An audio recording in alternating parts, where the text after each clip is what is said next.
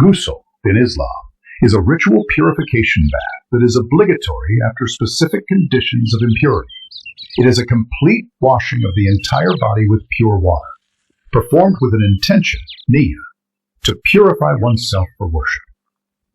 Obligations, fard acts of Ghusl. As per the scholars of Islam, there are 3 fard compulsory acts of Ghusl. 1. Rinsing the mouth, madmada. 2. Sniffing water into the nose and blowing it out, istinshaq. 3. Washing the entire body thoroughly, ensuring no spot is left dry. When is Ghusl fard, obligatory? According to Islamic teachings, Ghusl becomes fard, compulsory in the following situations. 1. Ghusl Janabah, after sexual intercourse, even without ejaculation, after a wet dream, or any form of ejaculation. 2. Ghusl Haid, after menstrual bleeding ends. 3. Ghusl Nifas, after postpartum bleeding nifas stops. 4. Ghusl Mayyit, performed on a deceased Muslim before burial. 5.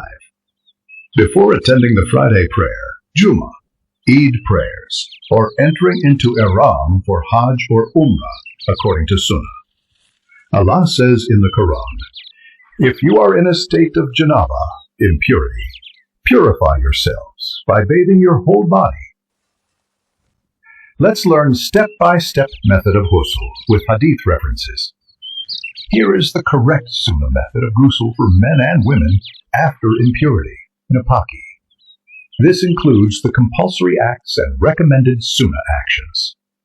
1. Make the intention, Niyyah. Intend in your heart that you are performing Ghusl to purify yourself. For example, after Janabah, menstruation, or postnatal bleeding. No verbal declaration is required. No need to say it aloud. 2. Say Bismillah.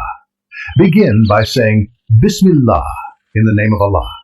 This is the Sunnah before any act of purification. 3. Wash the hands. Wash both hands up to the wrists 3 times. 4. Wash the private parts. Clean the private parts thoroughly with the left hand to remove any impurity. 5.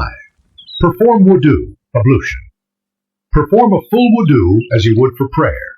You may delay washing the feet until the end if standing in a wet area, a place where water collects. 6.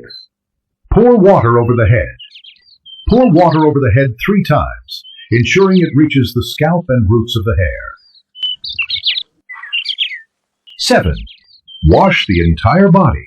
Start with the right side, then the left. Ensure water reaches all parts of the body, including armpits, inside the navel, between fingers and toes, and behind the ears. 8.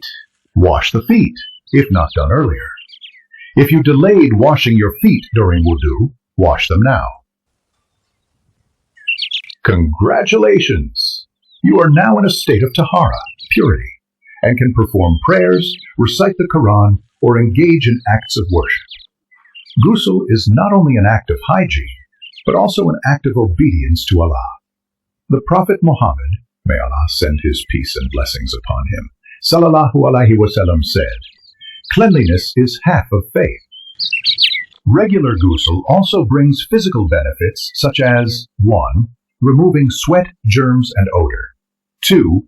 Improving personal hygiene. 3. Boosting mental refreshment and alertness.